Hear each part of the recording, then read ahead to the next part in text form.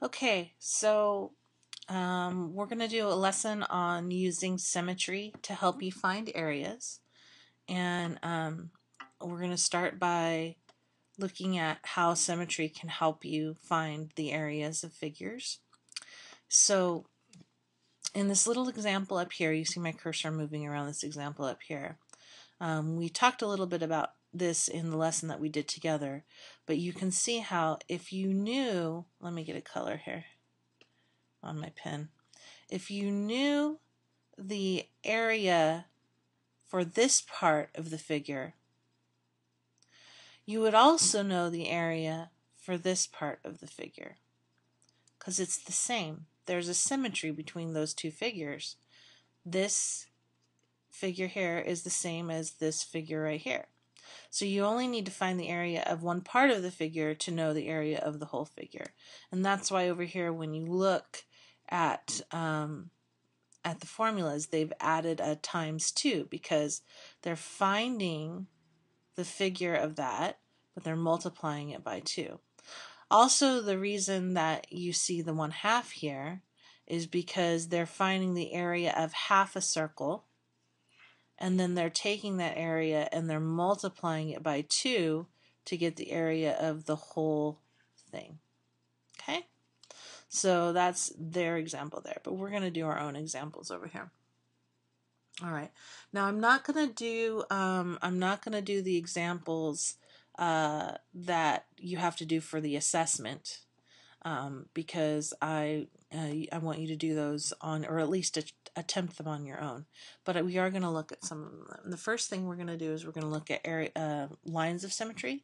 So you actually have to do number 2 for the assessment, but let's look at number 1.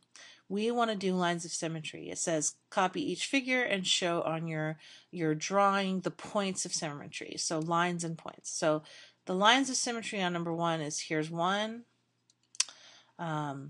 here's one, here's one, and here's one. And those are my lines of symmetry. But I also have points of symmetry because, like, if I turn this thing around this point, like if I turned this a quarter turn that way, it would look exactly the same.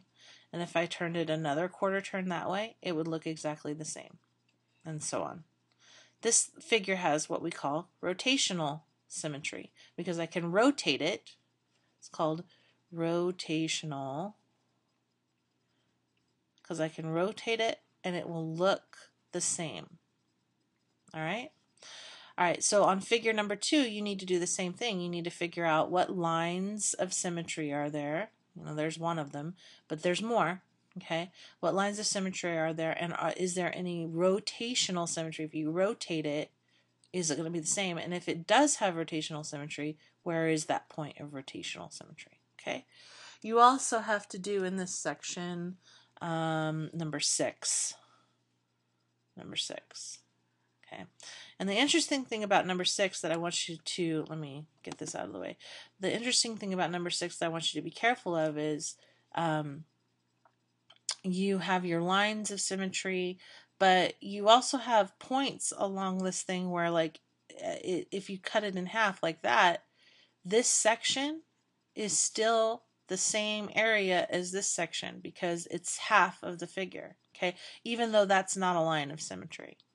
All right, so now we're going to move on to the next part here, where it is actually using what you know about symmetry and area to find the symmetries and areas of these figures. Now, we're not going to have time in this video to move on to this. I'm going to make it in a new video, but just so you know the numbers that you have to do 10, and you have to do